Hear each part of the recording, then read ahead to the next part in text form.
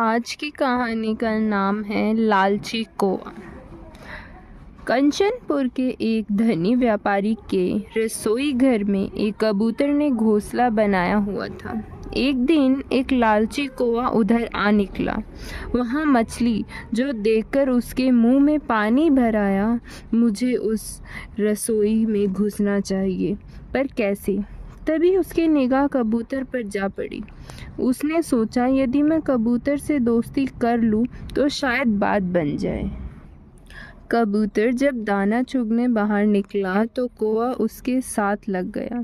थोड़ी ही देर बाद कबूतर ने जब पीछे मुड़कर देखा तो अपने पीछे कौवे को पाया। उसने पूछा, तुम मेरे पीछे क्यों लगे हो?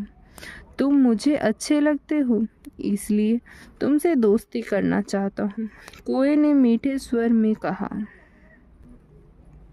बात तो तुम ठीक कर रहे हो, मगर तुम्हारा और हमारा भोजन अलग अलग है।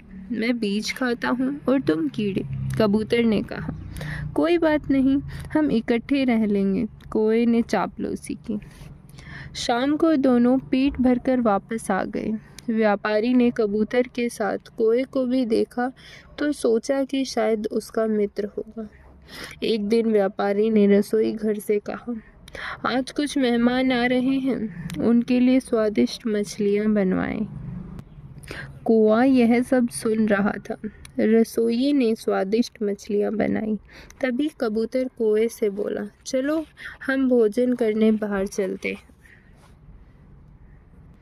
मक्कार कौवे ने कहा, आज मेरा पेट दर्द कर रहा है, तुम अकेले ही चले जाओ। कबूतर भोजन की तलाश में बाहर निकल गया।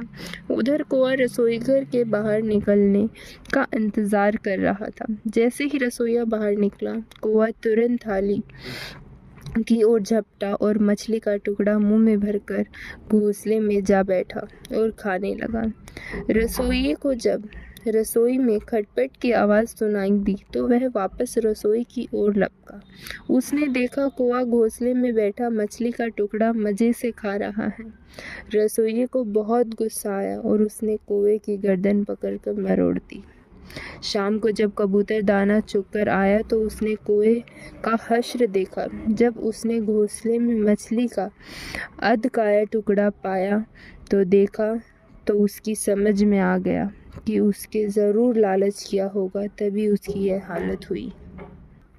यह एक जातक कथा थी और इस कहानी से हमें यही शिक्षा मिलती है कि दुष्ट प्रकृति के प्राणी को उसकी दुष्टता का फल अवश्य मिलता है। कबूतर से मित्रता की आड़ में कौवा अपना स्वार्थ सिद्ध करना चाहता था। वह नहीं जानता था कि लालच में विषभूत होकर प्राणों को संकट में डालने वाले से बड़ा मूर्ख और कोई भी नहीं होता।